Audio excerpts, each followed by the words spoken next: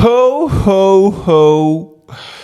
Mesdames, messieurs, chère audience, cher public, du s'il te plaît, du Special Team Podcast, devrais-je dire. Bienvenue dans cet épisode de Noël. N'hésitez pas à lâcher vos pouces les plus enneigés sur cette vidéo, d'accord, les plus venteux, les plus footballistiques qu'ils soient.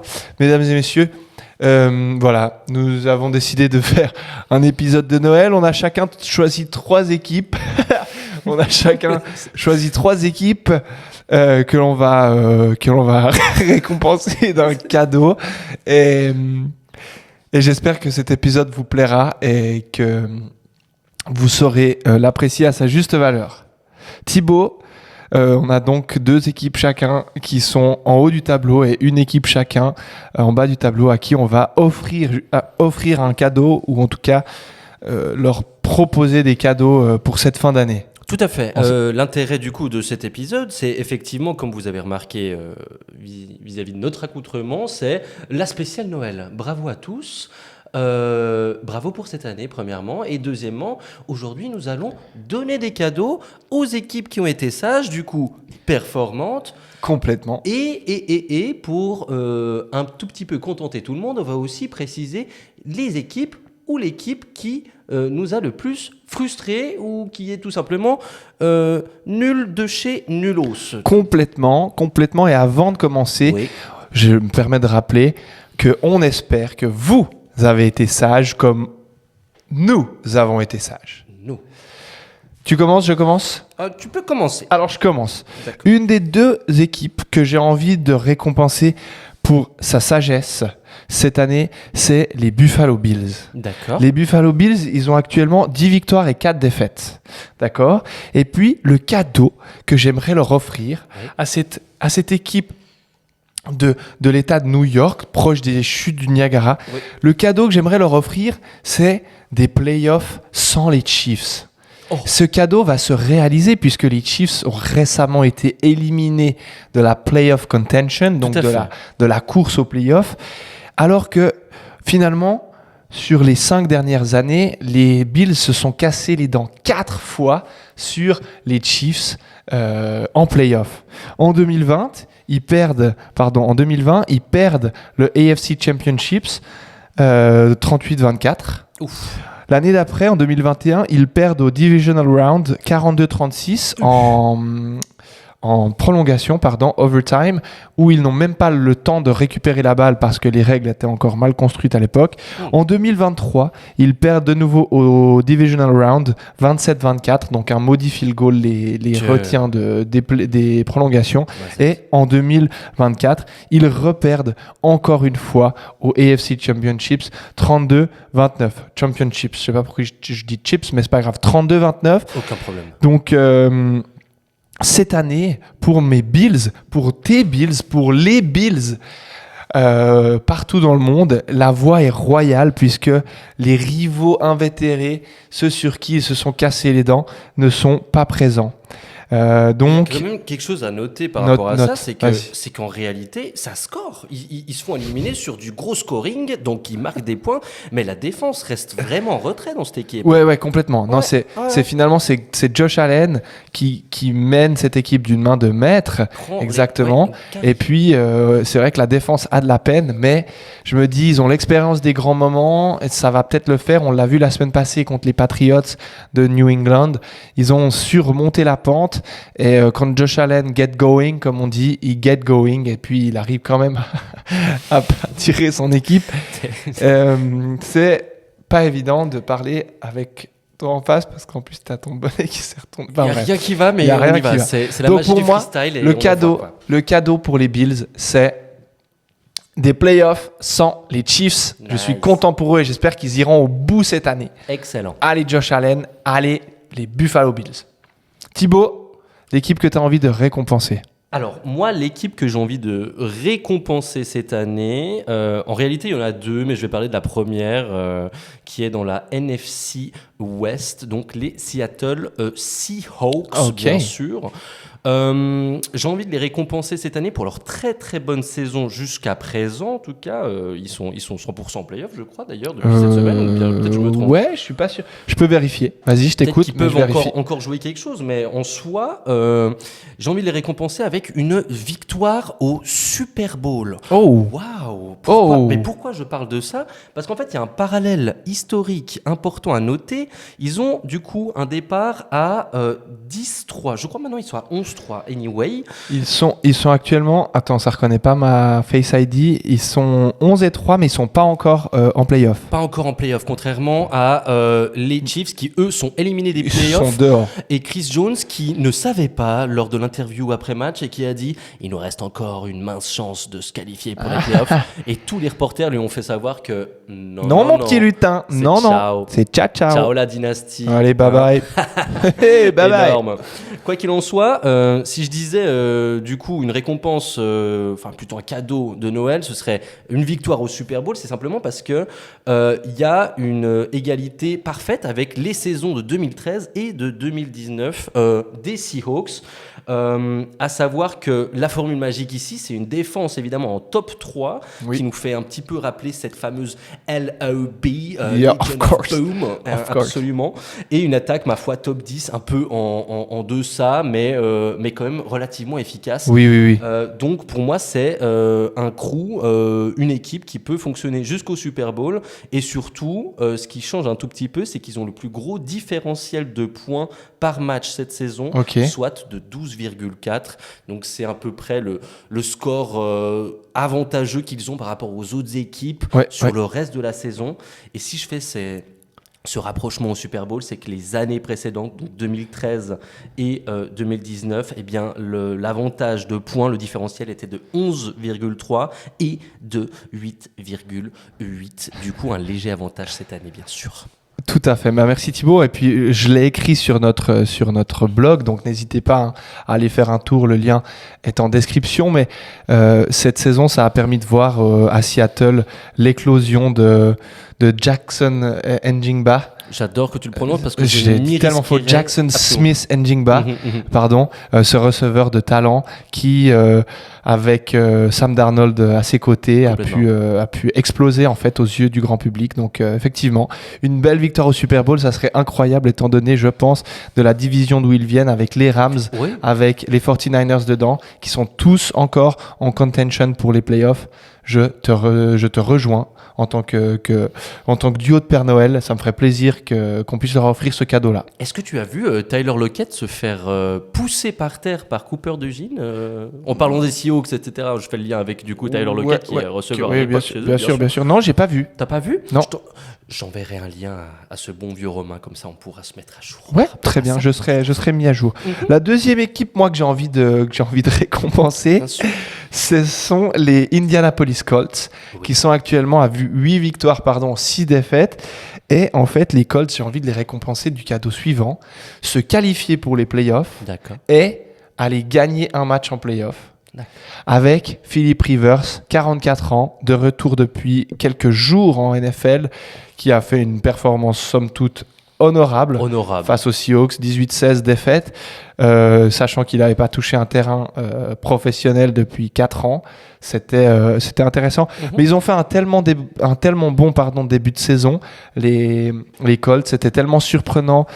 Indiana Jones, il a pu montrer l'étendue de son talent quand il était bien entouré. Jonathan Taylor aussi, une défense vraiment agressive et compliquée à jouer. Ça serait, je pense, un beau cadeau pour la ville d'Indianapolis et l'État de l'Indiana, que les Colts puissent aller en play-off malgré la tragique blessure de Indiana Jones, justement. Bien sûr. Et voilà, la dernière fois qu'ils sont allés en play-off, les Colts, c'était en 2020, à la fin d'une saison où ils avaient gagné 11 matchs, perdu 5 matchs. Et ils avaient perdu en wildcard justement contre les Bills de Josh Allen, déjà 24-27, avant que les Bills aillent perdre en championship contre les Chiefs.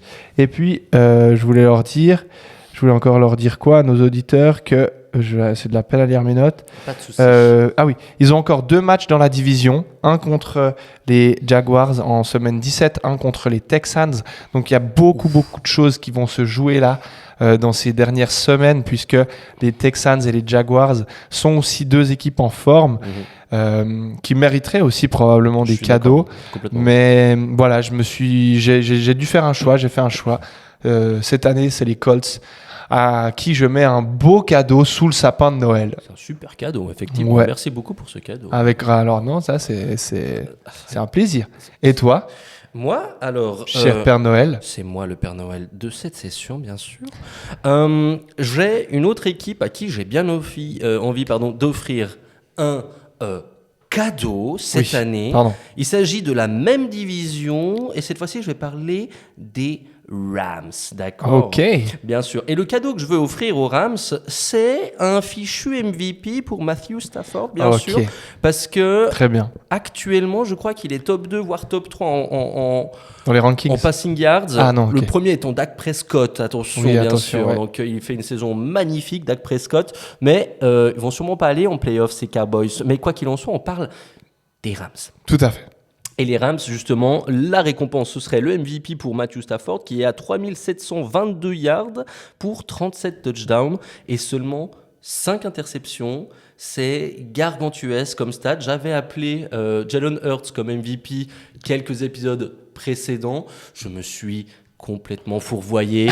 Non, voilà. Mais tu le reconnais, c'est tout bon. Je le reconnais. J'avoue, j'ai complètement badé sur cette saison, quoi. Mais peu importe, parce que j'ai l'impression que Matthew Stafford, en tout cas, il peut décrocher ce MVP et surtout qu'il est alimenté par 2 monstres, donc Puka Nacua, bien sûr, qui aujourd'hui a 1367 yards et Davante Adams, bien sûr, 789 yards, mais premier en termes de touchdown avec 14 touchdowns.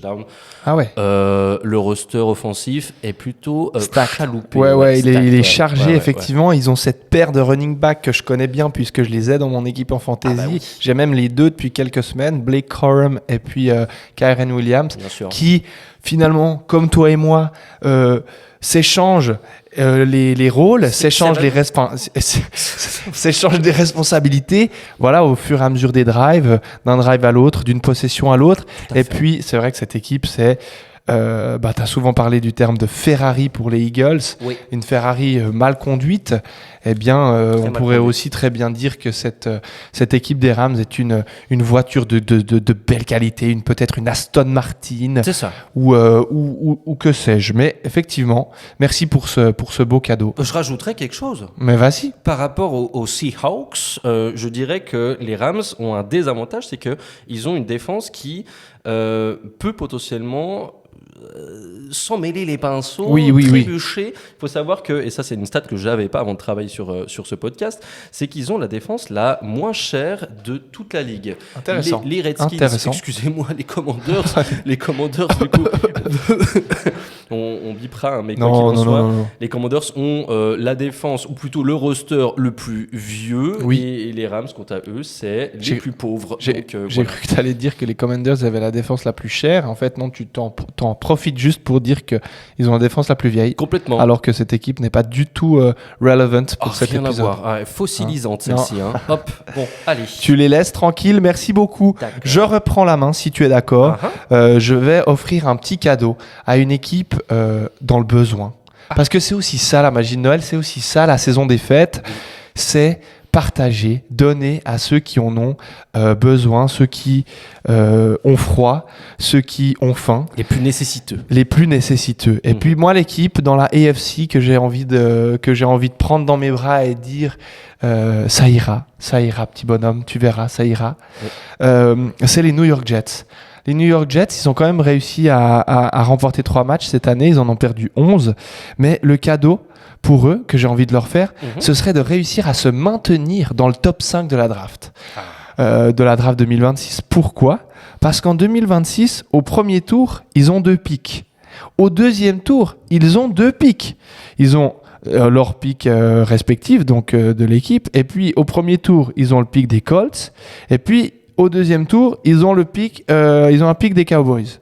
Donc bon, actuellement les Colts c'est plutôt bien parti, les Cowboys ce sera probablement du milieu de tableau, mais j'ai envie de les voir faire une sale draft l'année prochaine, d'avoir l'occasion en tout cas de faire une sale draft, d'aller chercher dans le top 5, puis un deuxième bon joueur en fin de premier round pour revenir un petit peu reconstruire quelque chose après le départ de Sauce Gardner, de Quinnen Williams.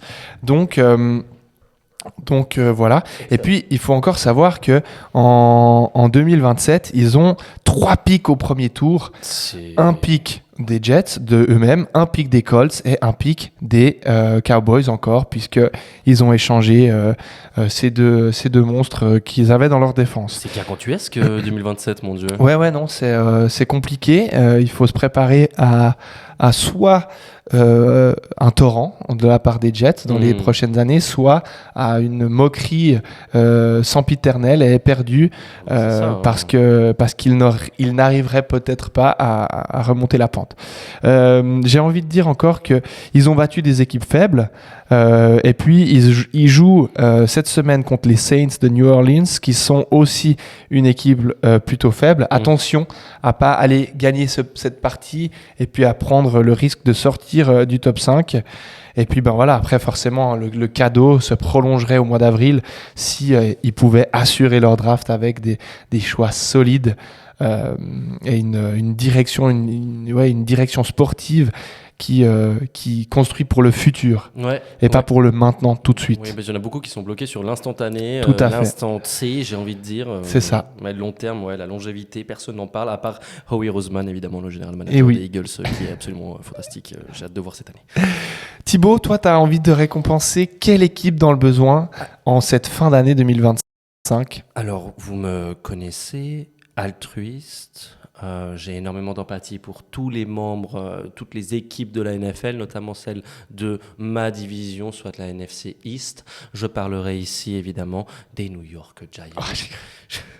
T'as pensé les Cowboys? Ouais, non, je pensais les Commanders, mais... Non. Allez, on reste à New York. Je suis obligé de rester à New York parce que le bilan actuel des New York Giants, c'est 2-12, d'accord, 2 victoires pour 12 défaites. Ils sont en route, évidemment, pour... avoir une reconstruction totale du roster. Il faut savoir qu'ils n'ont vraiment pas eu de chance l'année passée. Ils ont tradé du coup Saquon Barkley, ils ont viré Daniel Jones, ils ont récupéré en premier choix de draft du coup un edge rusher exceptionnel du nom de Abdul Carter qui ne fait rien du tout. Rien du tout. Nada. Le mec vient en retard au meeting, il s'endort pendant les meetings.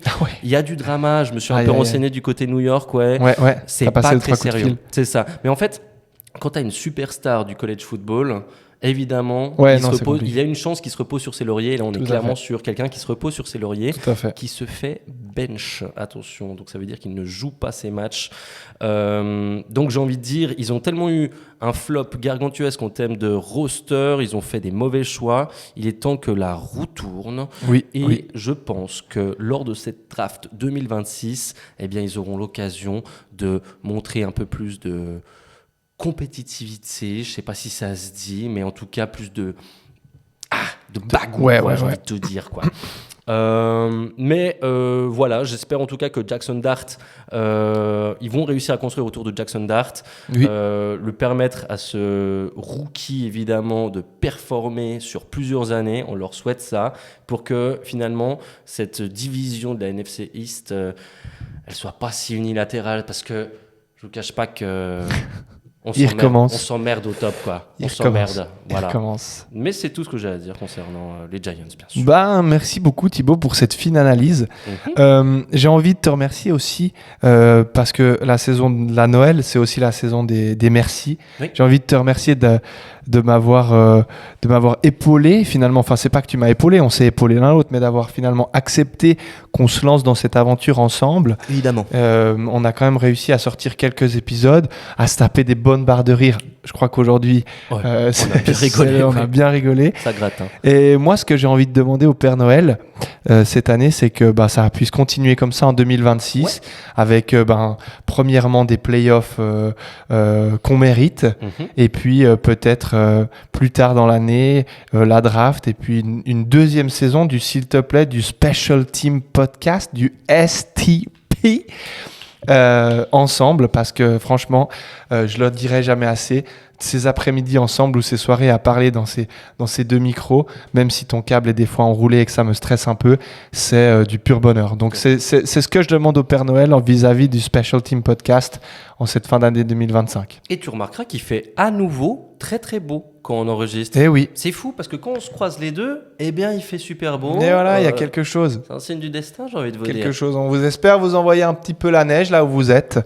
Et on se dit à très vite, je pense, pour un prochain épisode qui sera probablement aux alentours des playoffs. Bien sûr. Mais je rebondis par rapport à ce que tu as dit quand même. J'ai eu aussi énormément de plaisir d'enregistrer cette saison avec toi. C'est pas la fin. Non, attention, non. Certainement pas la fin. Non. Ça m'a absolument excité à faire quelque chose d'encore plus qualitatif pour la saison prochaine, même pendant les playoffs. Donc, vous inquiétez pas, du contenu, il y en aura. On est sur la même longueur d'onde, donc on va s'envoyer. On est parti, on s'envoie. Pour votre plus grand plaisir, bien sûr. Thibaut,